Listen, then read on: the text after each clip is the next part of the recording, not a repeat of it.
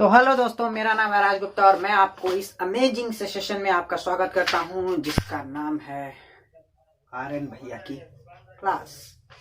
तो देखिए, आज हम लोग क्या पढ़ने वाले हैं। आज ये जो क्लास है ये आपका लेक्चर नंबर 3 है। किसका? मोल कॉन्सेप्ट का। Sorry, lecture number 4। मैंने एक 8 मिनट का लेक्चर भी आपको प्रोवाइड कर रखा है जिसमें और डिटेल में मैंने बेसिक चीजों को कंप्लीट कर दिया है। आज हम लोग वेरी इंपॉर्टेंट टॉपिक जो सबके दिमाग में घर करके बैठा होता है बट किसी को समझ में नहीं आता है, वो टॉपिक मैं आज स्टार्ट करने वाला हूं और आपको उसमें इतना बढ़िया फील दिलाऊंगा कि आपको कभी उस टॉपिक को दोबारा किसी भी टीचर से पढ़ने की जरूरत नहीं पड़ती है। तो चलिए वीडियो को स्टार्ट करते हैं। इससे पहले हम लोग ये देख लेते हैं कि हम लोग पढ़ने क्या वाले हैं। तो आज हम लोग पढ़ने वाले हैं परमाणु, जिसे हम एटम भी बोलते हैं, अणु जिसे हम मॉलिक्यूल बोलते हैं, और कितने प्रकार के अणु होते हैं, परमाणुकता क्या होती है, परमाणु द्रव्यमान क्या होता है और परमाणु द्रव्यमान इकाई क्या होता है। तो इसके बारे में हम लोग डिटेल एनालिसिस कर रहे होंगे। तो चलिए वीडियो को स्टार्ट करते हुए बिना देर करते हुए सबसे पहला टॉपिक हम लोग स्टार्ट करते हैं। परमाणु क्या पढ़ने वाले हैं, चलिए। तो सबसे पहला टॉपिक हम डालते हैं परमाणु। क्या डालेंगे? परमाणु। सबसे पहले हम लोग परमाणु क्या होता है। परमाणु जो होता है किसी भी पदार्थ का सबसे छोटा कण माना जाता है। किसी भी पदार्थ में जो सबसे स्मॉलेस्ट पार्टिकल जो होता है ना, उसे हम परमाणु कहते हैं। तो इसकी परिभाषा हम कैसे लिख सकते हैं? इसकी परिभाषा हम लिख सकते हैं, ऐसे लिख लीजिए, किसी पदार्थ का वह छोटे से छोटा कण जो पदार्थ का वह छोटे से छोटा कण जो स्वतंत्र अवस्था में नहीं रह सकता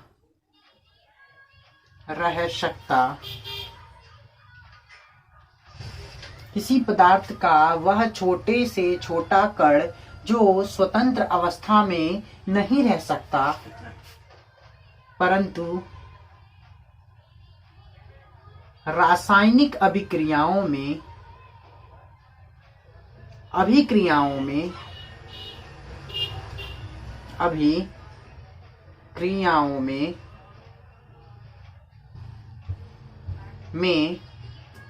भाग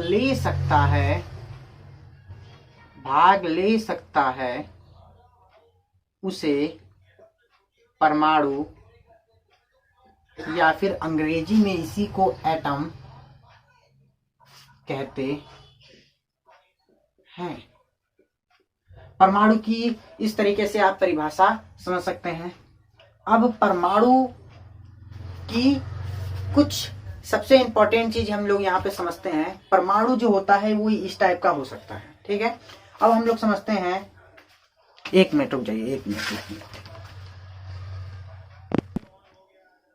सो स्टार्ट करते हैं। समझिए इस चीज को। किसी पदार्थ का वह छोटे से छोटा कण, छोटे से छोटा का मतलब होता है स्मॉलेस्ट पार्टिकल। मान लीजिए एक पदार्थ है ये, इस पदार्थ का जो सबसे छोटा कण होगा ना, सबसे छोटा कण, उसी को हम लोग परमाणु बोलेंगे। अब परमाणु किसी का भी हो सकता है, हाइड्रोजन का भी परमाणु हो सकता है, क्योंकि जो भी पदार्थ है उसमें जो भी छोटा कण आप लोग पाएंगे वो हम परमाणु के नाम से जानेंगे। नाइट्रोजन का भी परमाणु हो सकता है, ऑक्सीजन का भी परमाणु हो सकता है। ये सभी के सभी क्या है, एग्जाम्पल हैं आपके परमाणु के। अब हम लोग बात समझते हैं, परमाणु के बाद आपका आता है अणु, जिसे मॉलिक्यूल कहा जाता है। अणु, अब हम लोग क्या समझ रहे हैं, अणु क्या होता है, जिसे या फिर मॉलिक्यूल कहते हैं। अणु को हम लोग अणु कहते हैं या फिर मॉलिक्यूल कहते हैं। अब ये अणु या मॉलिक्यूल क्या होता है, तो इसकी भी परिभाषा जरा ध्यान से समझिएगा। किसी पदार्थ का वह छोटे से छोटा कण जो स्वतंत्र अवस्था में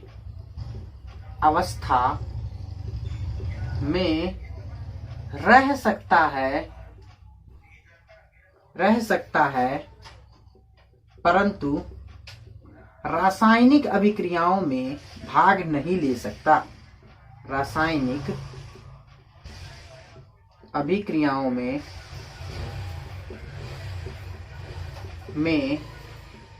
भाग नहीं ले सकता उसे हम लोग कहते हैं अणु। उसे अणु कहते हैं। अणु या फिर अंग्रेजी में मॉलिक्यूल कहते हैं। ध्यान से समझिएगा, हम लोगों ने अणु का क्या नाम दिया है। ये भी जरा इन दोनों में गौर करने वाली चीज क्या है, ये भी छोटे से छोटा कण है।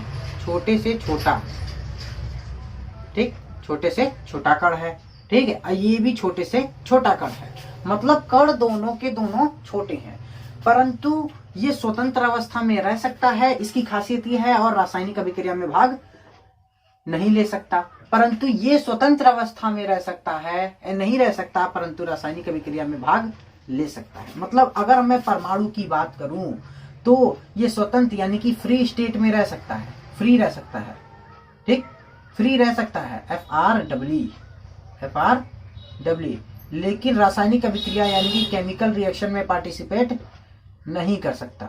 लेकिन अणु की बात किया जाए तो अणु जो होता है वो स्वतंत्र अवस्था में तो रह सकता है, यानी कि फ्री जो होता है वो ये रह सकता है, लेकिन केमिकल रिएक्शन में पार्टिसिपेट नहीं कर सकता है। तो आप इस तरीके से भी इसे याद रख सकते हैं कि परमाणु जो होता है वो फ्री रह सकता है, परंतु रासायनिक अभिक्रियाओं में यहाँ मैंने दोनों एक ही चीज लिख दिया। अच्छा, फ्री नहीं रह सकता परंतु रासायनिक अभिक्रिया में भाग ले सकता है। और यहाँ पे अणु जो होता है वो फ्री तो रह सकता है परंतु रासायनिक अभिक्रियाओं में भाग नहीं ले सकता है। जैसे आप लिख सकते हैं H2O, ठीक है।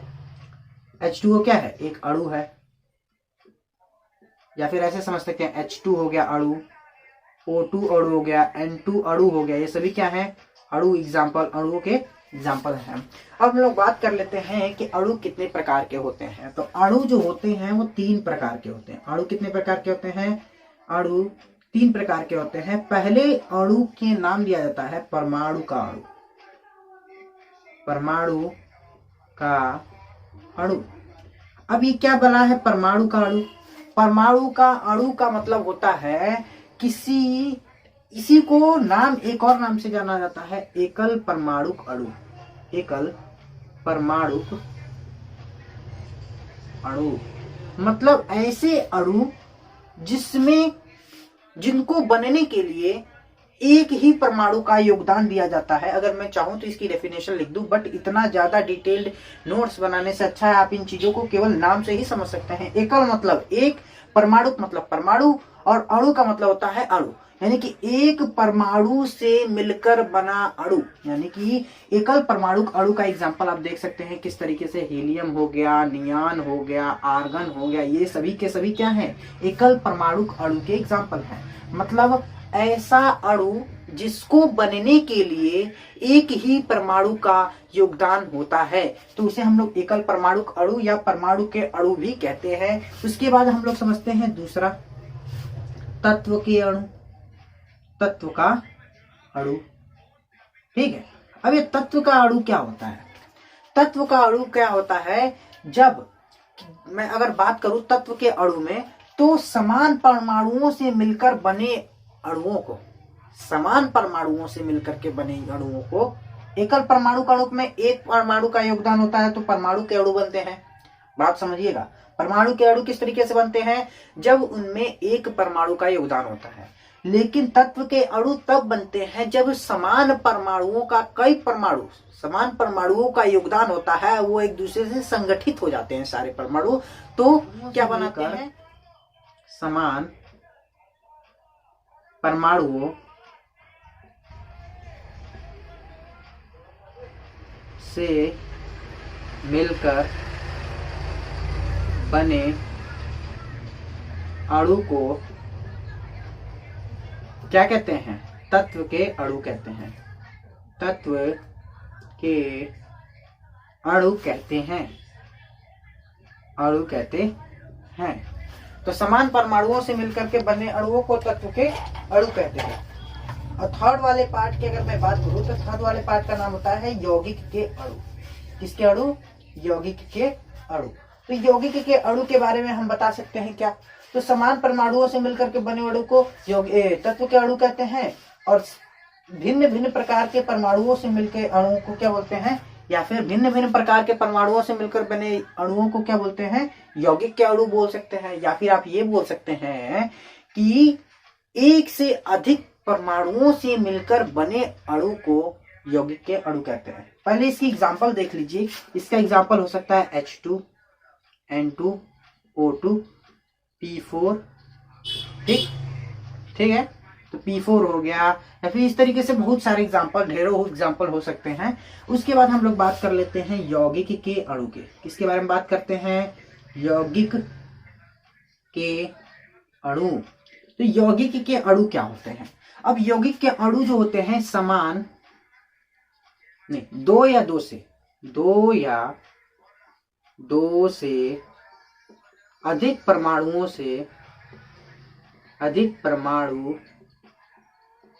से मिलकर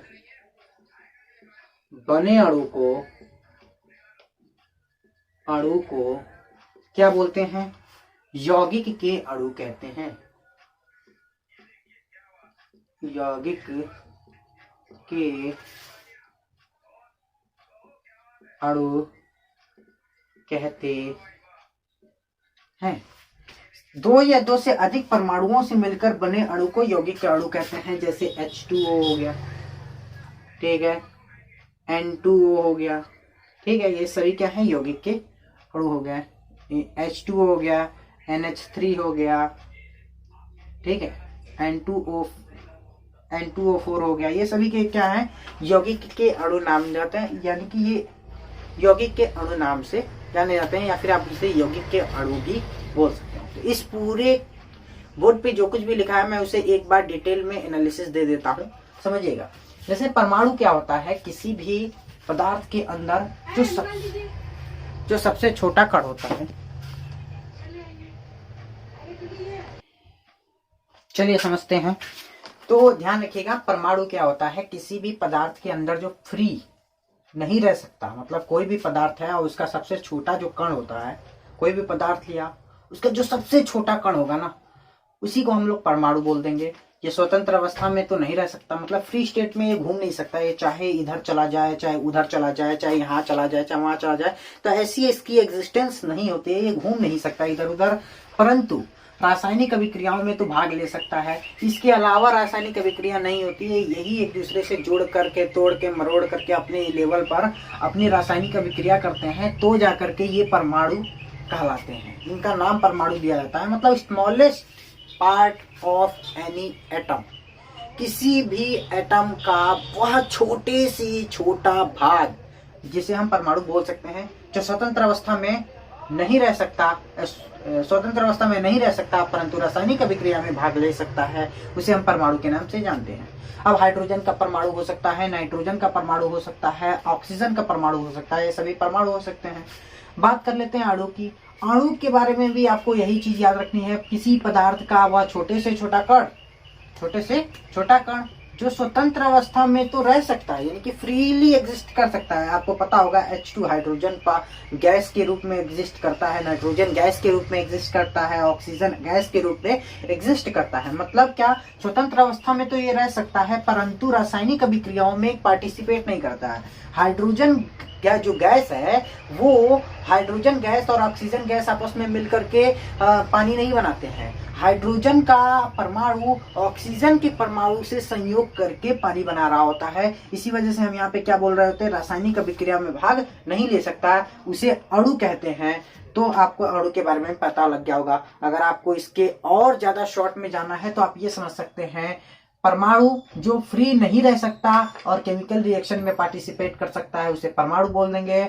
अणु जो फ्री रह सकता है लेकिन केमिकल रिएक्शन में पार्टिसिपेट नहीं करता है, उसी को हम लोग अणु बोल देंगे। अब हम बात कर लेते हैं, अणु 3 प्रकार के होते हैं। पहला होता है एकल परमाणु अणु या फिर परमाणु के अणु। परमाणु के अणु, कुछ अणु ऐसे होते हैं ना जिनमें केवल एक परमाणु का योगदान होता है उनके बनने के लिए, तो ऐसे अणुओं को हम लोग एकल परमाणु अणु कहते हैं। जैसे हम लोग जानते हैं हीलियम।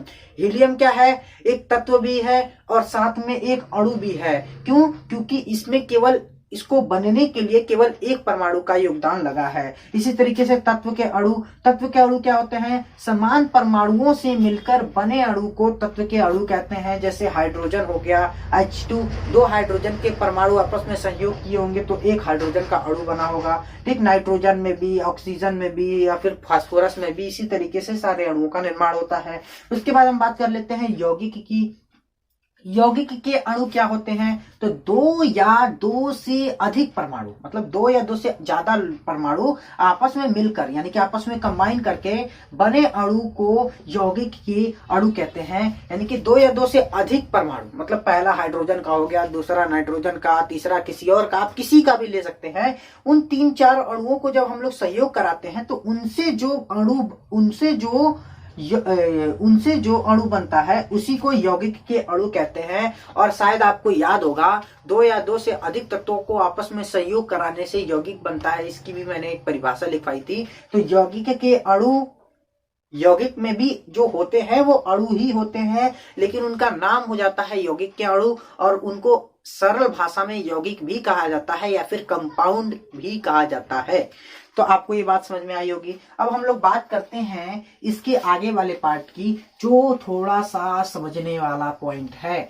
इसको समझ डाला तो लाइफ जिंगा लाला, इसको समझ डाला तो लाइफ जिंगा लाला। तो ये जो पॉइंट मैं अब समझाने वाला हूं ना आपको, तो ये थोड़ा सा कॉम्प्लिकेटेड पॉइंट है, क्योंकि बच्चे क्या होता है ना कि वो 2-3 पॉइंट समझने के बाद उनका दिमाग हैंग कर जाता है, वो लोग समझना ही छोड़ देते हैं इस चीज को। हालांकि वो बहुत आसान है, समझते हैं हम लोग परमाणुकता।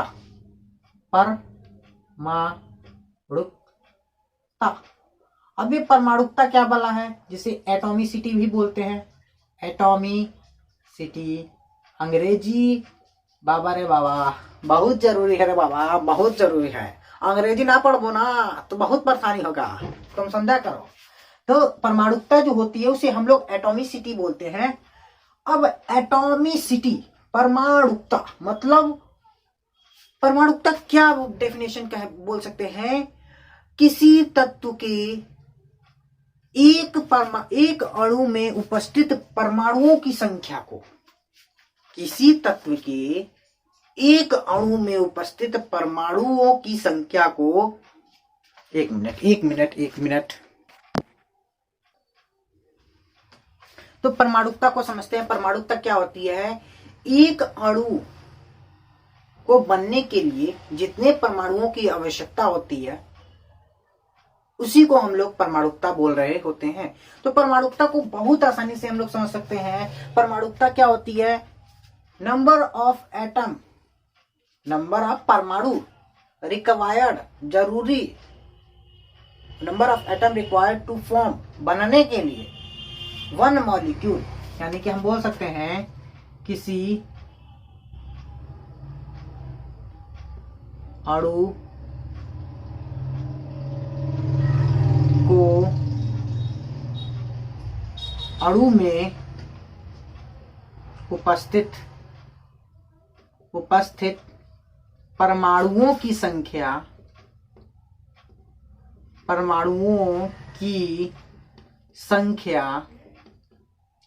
को हम क्या बोल रहे होते हैं? परमाणुकता कहते हैं। परमाणुकता कहते हैं। किसी अणु में उपस्थित परमाणुओं की संख्या को परमाणुकता कहते हैं। दिमाग में घुस गया? अब उसके बाद हम लोग समझ लेते हैं परमाणुकता क्यों जरूरी है, हम लोग क्यों पढ़ रहे हैं। हम लोग अणु पढ़ लिए, परमाणु पढ़ लिए, तो परमाणुकता किसे कहेंगे, क्यों जरूरी है? तो हम लोग यहाँ पे जरा ध्यान से देखिएगा। अगर हम लोग अणु में उपस्थित परमाणु, मान लीजिए आपके पास हाइड्रोजन का एक अणु है, H2 है, तो अगर मैं इसको बोलूं ये कौन सा परमाणु अणु है, तो इसमें कितने परमाणु हैं? ठीक, अणु में उपस्थित परमाणुओं की संख्या को इन्हें कहते हैं। तो हम लोगों ने क्या देखा, ये द्विपरमाणु अणु है। क्यों? क्योंकि इसमें 2 हाइड्रोजन के परमाणु आपस में सहयोग किए होंगे, तो ये क्या कर रहे होंगे, तो ये बनाए होंगे आपके हाइड्रोजन का एक अणु। तो हम लोग ये ध्यान से रखिएगा, ये 3 प्रकार के होते हैं, परमाणुकता 3 प्रकार के होते हैं। पहला आपका हो सकता है हाइड्रोजन, हीलियम, नियान, आर्गन, ये सभी के सभी जो होते हैं ये एकल परमाणु अणु होते हैं, एकल परमाणु अणु। क्यों इसको एकल परमाणु अणु बोलते हैं? क्योंकि इनकी परमाणुकता एक होती है, क्योंकि इसका एक एटम, एक तत्व को बनने के लिए एक परमाणु की जरूरत होती है, इसलिए इसकी परमाणुकता एक होती है। दूसरी की बात कर लिए हाइड्रोजन, नाइट्रोजन, ऑक्सीजन, ये ऐसे परमाणु होते हैं जिनकी परमाणुकता 2 होती है, इसे द्विपरमाणुक अणु भी कहते हैं। क्यों द्विपरमाणुक अणु कहते हैं? क्योंकि इसके एक अणु को बनने के लिए एक से अधिक परमाणु या फिर 2 परमाणु, 2 समान परमाणुओं की जरूरत पड़ी, इसे द्विपरमाणुक अणु। ठीक है, इसके बाद हम इसे NH3 ले लिए, CH4 ले लिए, CO2 ले लिए, ये सभी क्या है? बहुपरमाणु अणु। बहु मतलब होता है बहुत ज्यादा, मतलब एक से ज्यादा। बहु मतलब एक से ज्यादा, यानी कि इसके एक अणु को बनने के लिए कितने परमाणुओं की जरूरत है? नाइट्रोजन के 1 परमाणु, हाइड्रोजन के 3 परमाणु की जरूरत है, तो ये 1 परमाणु बनेगा। ठीक है, इस CH4 को बनने के लिए कितने परमाणु की जरूरत है? C कार्बन का 1 परमाणु और हाइड्रोजन के 4 परमाणु आपस में संयोग करेंगे तो मीथेन बनेगा। इसी तरीके से कार्बन डाइऑक्साइड का भी हाल है, इसीलिए इसको हम लोग बोलते हैं बहुपरमाणुक अणु। क्या नाम देते हैं? बहुपरमाणुक अणु। तो बहुपरमाणुक अणु इसे बोला जाता है। अब हम लोग यहाँ पे परमाणुकता को समाप्त करते हैं और आपको एक बार डिटेल में बता देते हैं, शॉर्ट में, या फिर आप ये समझ सकते हैं समरी है। क्या है? समरी। समरी क्या है? अगर मैं बात करूं परमाणु की, ठीक है, एक थोड़ा सा छोटा सा मैं चित्र बना रहा हूं, ध्यान से समझिएगा। अगर मैं बात करूं परमाणु की, तो परमाणु क्या होता है? स्मॉलेस्ट पार्टिकल होता है। 3 चीजें इसमें याद रखनी होती हैं। स्मॉलेस्ट पार्टिकल होता है, स्मॉलेस्ट पार्टिकल सबसे छोटा कण होता है। दूसरी चीज, ये फ्री रह सकता है, फ्री नहीं रह सकता, परंतु ये क्या फ्री रह सकता है? नहीं रह सकता, स्वतंत्र अवस्था में रह सकता, परंतु रासायनिक अभिक्रियाओं में भाग ले सकता है। हाँ, ये रासायनिक अभिक्रियाओं में भाग ले सकता है। अगर मैं बात करूं अणु की बारे में, जरा ध्यान से देखिएगा, क्या ये भी स्मॉलेस्ट पार्टिकल है? हाँ सर, ये भी स्मॉलेस्ट पार्टिकल है। क्या ये स्वतंत्र अवस्था में रह सकता है? नहीं, सॉरी, हाँ है सकता है, ये स्वतंत्र अवस्था में रह सकता है। क्या सर ये केमिकल रिएक्शन में पार्टिसिपेट करता है? नहीं, ये केमिकल रिएक्शन में पार्टिसिपेट नहीं करता है। मतलब परमाणु भी एक छोटा पार्टिकल है, अणु भी एक छोटा पार्टिकल है। परमाणु फ्री स्पेस में एग्जिस्ट नहीं कर सकता है, अणु जो होता है वो फ्री स्पेस में एग्जिस्ट कर सकता है। परमाणु जो होता है वो केमिकल रिएक्शन में पार्टिसिपेट कर सकता है, परंतु अणु जो होता है वह केमिकल रिएक्शन में पार्टिसिपेट नहीं कर सकता है। अब अणु होते हैं 3 प्रकार के, परमाणु के अणु, ठीक, तत्व के अणु और यौगिक के अणु। मतलब कुल मिला जुला करके जितने भी हम लोग यौगिक पढ़ते हैं वो सभी के सभी क्या हैं? अणु हैं। ठीक है, तो अब बात समझिएगा, मैंने ये चीज तो आपको समरी में बता दी। अब हम लोग परमाणुकता के बारे में यहाँ समझ ही चुके हैं। परमाणुकता क्या होता है? किसी अणु में उपस्थित परमाणुओं की संख्या को परमाणुकता कहते हैं। तो ये आपको बात समझ में आ गई होगी। तो अब यहाँ पे जरा ध्यान से समझिएगा, कोई भी जो पदार्थ होता है, मैं एक पदार्थ का चिन्ह ले लेता हूँ। मान लीजिए कोई भी मैंने एक पदार्थ ले लिया, जैसे कि आपको जो भी समझ में आ जाए। ये मैंने एक पदार्थ ले लिया, थोड़ा सा मैंने क्या किया, एक पदार्थ ले लिया। ठीक है, मैंने कोई भी एक पदार्थ ले लिया, जनरली एक पदार्थ ले लिया। अब इस पदार्थ का जो सबसे छोटा कण होगा ना, इस पदार्थ का जो सबसे छोटा कण होगा, मान लीजिए ये छोटा छोटा कण है, ये छोटे छोटे कण है, ये जो सबसे छोटा कण है इसी का नाम हम लोग परमाणु देते हैं। क्या नाम देते हैं? परमाणु। ठीक, अब अगर 2 समान परमाणु आपस में संगठित हो जाए तो अणु बनाते हैं। हाँ,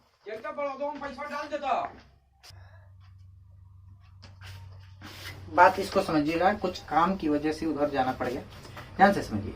मान लीजिए आपके पास कोई भी पदार्थ है रैंडमली, उस पदार्थ के अंदर जो सबसे छोटा कण होगा ना, उसी का हम लोग नाम देते हैं परमाणु। क्या नाम देते हैं? परमाणु देते हैं, जो सबसे छोटा कण होगा। अब मान लीजिए दो या दो से कण आपस में संगठित हो गए, तो उसे हम लोग तत्व का नाम दे देंगे। क्या नाम दे देंगे? तत्व का नाम दे दे। अब मान लीजिए ये दो तत्व हैं, ये दो तत्व आपस में संयोग कर गए, और जब ये दो तत्व आपस में संयोग करके, तो इसी को हम लोग क्या बोल देते थे? यौगिक बोल देते थे। अब आपको शायद बात थोड़ी समझ में आ गई होगी। और यौगिक ही यौगिक के अणु बोलते हैं। बात समझ में आ गई? यौगिक के अणु या यौगिक बोल दो। मतलब कहने का मतलब ये है कि सबसे छोटा पार्टिकल क्या है? परमाणु है। अब दो या दो से अधिक परमाणु आपस में संगठित कर गए, तो उसमें से क्या बन गया? ये तत्व बन गया।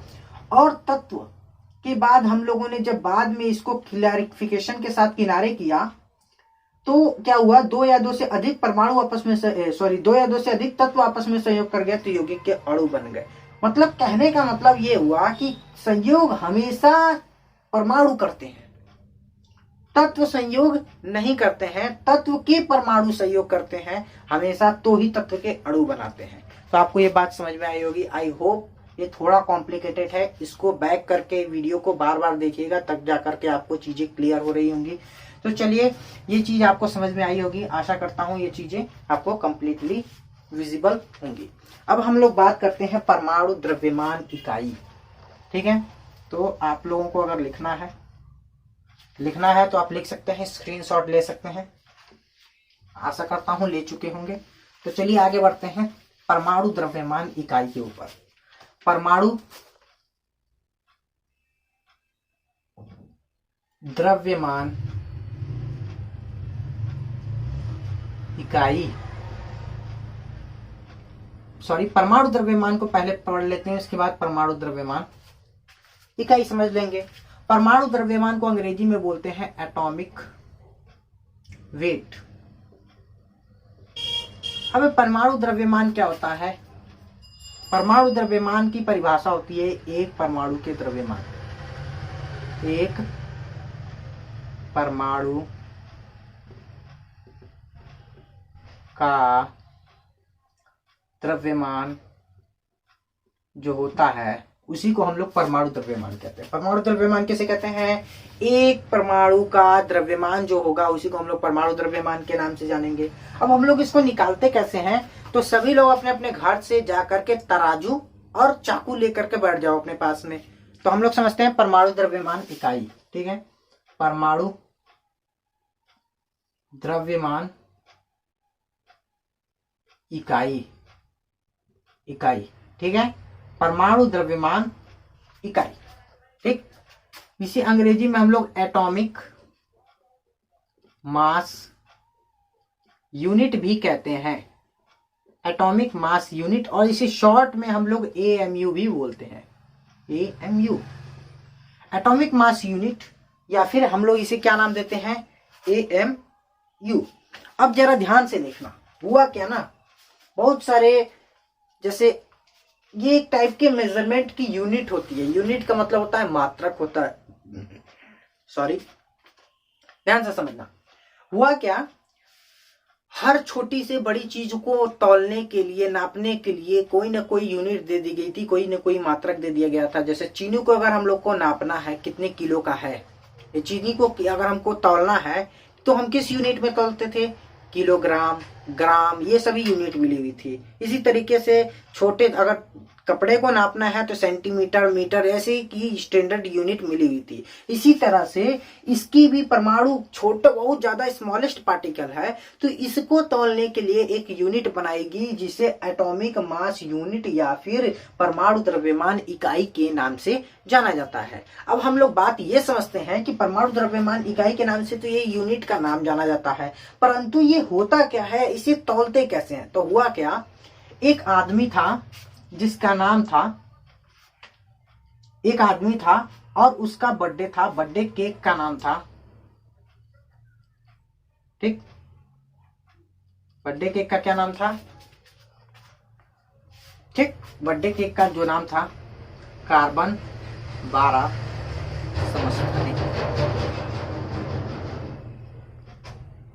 समस्थानिक, समस्थानिक, इसका नाम था कार्बन 12 समस्थानिक। मैं आपको बता दूं, कार्बन के दो समस्थानिक होते हैं, कार्बन 12 और एक होता है कार्बन 14। ठीक है, तो कार्बन 12 का एक समस्थानिक, मान लीजिए एक आदमी है, उसका बर्थडे है और वो अपने बर्थडे पर एक केक बनवा रहा है। किसका? कार्बन 12 समस्थानिक का। और उसके बाद हुआ क्या, इस केक को वहां पे 12 लोगों में बांटना था। ठीक है, और जो सबसे मेन केक था वो खुद खा रहा था। ठीक है, तो उसने क्या किया, इस केक को 12 टुकड़ों में काटा। इस केक को क्या किया, 12 टुकड़ों में काटा। 2 टुकड़ा, 4 टुकड़ा, 6 टुकड़ा, 8 टुकड़ा और 10 टुकड़ा, और ये कितने टुकड़े हो गए, 12 टुकड़े हो गए। ठीक है, कार्बन 12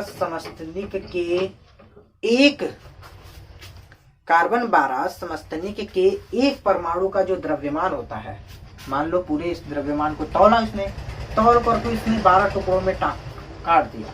और उसको काटने के बाद जो एक टुकड़ा निकला, इसका कुछ ऐसा निकला होगा, उसका एक टुकड़ा। तो ये जो एक टुकड़े का जो द्रव्यमान हो गया, ये इसका जो द्रव्यमान होगा ना, वही एक परमाणु का द्रव्यमान होगा। बात समझ में आई? मैंने क्या कहा आपको, बात थोड़ी बाउंस कर गई होगी, चीजों को समझने में थोड़ी परेशानी यहाँ पे आती है। वो मैंने कहा कार्बन 12 समस्थानिक लिया, समस्थानिक लिया और के एक परमाणु का द्रव्यमान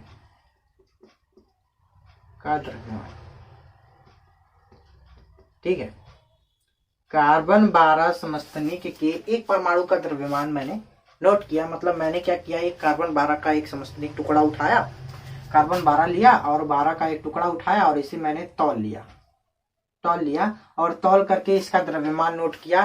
तो इसका जो द्रव्यमान आया वो आपको निकला 1.99 इंटू 10⁻⁻23 ग्राम। इतना ग्राम कार्बन 12 था आइसोटोप। बात समझ में आई?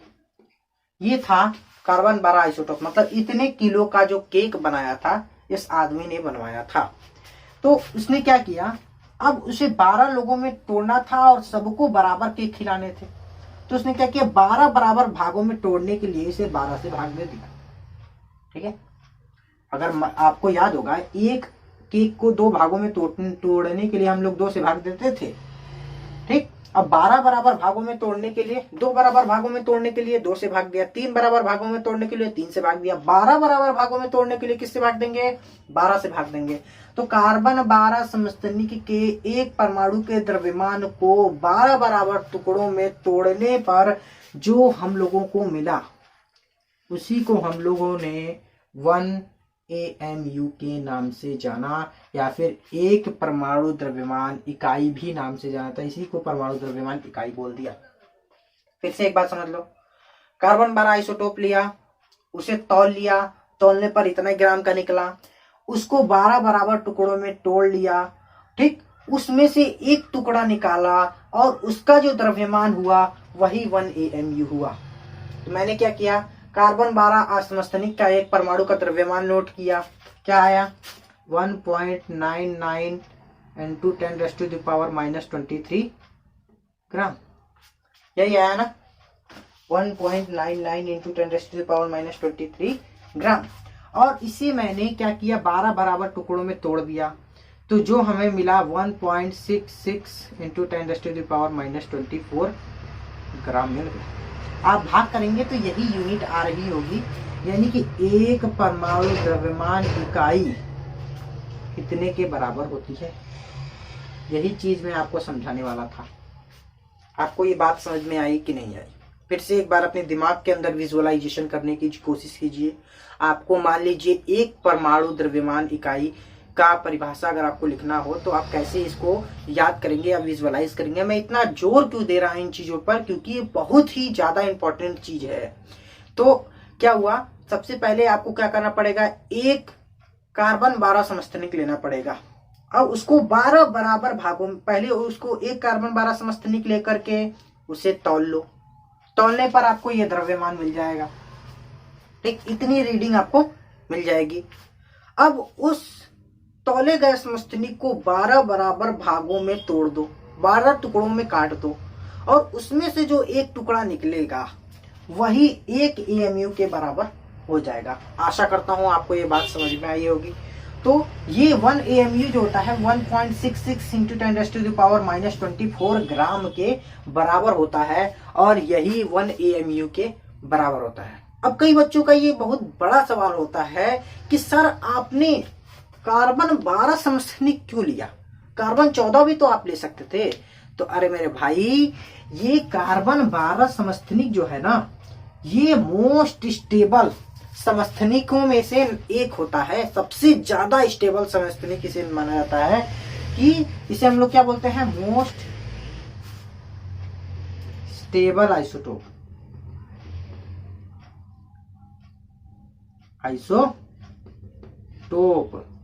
Most stable isotope. क्यों मोस्ट स्टेबल आइसोटोप बोलते हैं? क्योंकि मोस्ट स्टेबल आइसोटोप बोलते हैं, मोस्ट स्टेबल आइसोटोप है, बहुत ही ज्यादा स्थायी है, इसी वजह से इसी को लिया गया हम लोग अपने एक्सपेरिमेंट के बेसिस पे। ऐसा नहीं है कि इसी को लिया गया, इससे पहले भी बहुत सारी चीजों को लिया गया। पहले सबसे पहले इनमें ऑक्सीजन को लिया गया, 1970 के करीब ऑक्सीजन को लिया गया, फिर नाइट्रोजन को लिया गया, इसके बाद आकर के ये कार्बन 12 आइसोटोप को लिया गया, और उसके बाद ये एक स्टैंडर्ड यूनिट बन गई। आपको आशा करता हूं कि यहाँ तक आपको चीजें समझ में आई होंगी। तो लेट्स आगे बढ़ते हैं, चीजों को आगे बढ़ाते हैं, ठीक है। तो परमाणु द्रव्यमान क्या होता है? परमाणु के द्रव्यमान को परमाणु द्रव्यमान बोलते हैं। परमाणु द्रव्यमान इकाई क्या होता है? कार्बन 12 समस्थानिक लिख लो, 12 टुकड़े में तोड़ लो, तोड़ने के बाद जो एक टुकड़ा निकलेगा, कार्बन 12 समस्थानिक लो, उसे 12 टुकड़े में तोड़ लो, और जो 12 टुकड़ों में तोड़ने के बाद जो भी आंसर आएगा या फिर जो एक टुकड़ा आएगा वही टुकड़े का द्रव्यमान 1 AMU के बराबर होता है। कार्बन 12 समस्थानिक क्यों लिया? क्योंकि ये सबसे ज्यादा स्टेबल आइसोटोप माना जाता है, इसी वजह से ये इसी को ही लिया गया, दूसरे को नहीं लिया गया। बात समझ में आई होगी आपको। चलिए आगे बढ़ते हैं, नेक्स्ट टॉपिक की तरफ बढ़ते हैं। नेक्स्ट टॉपिक आप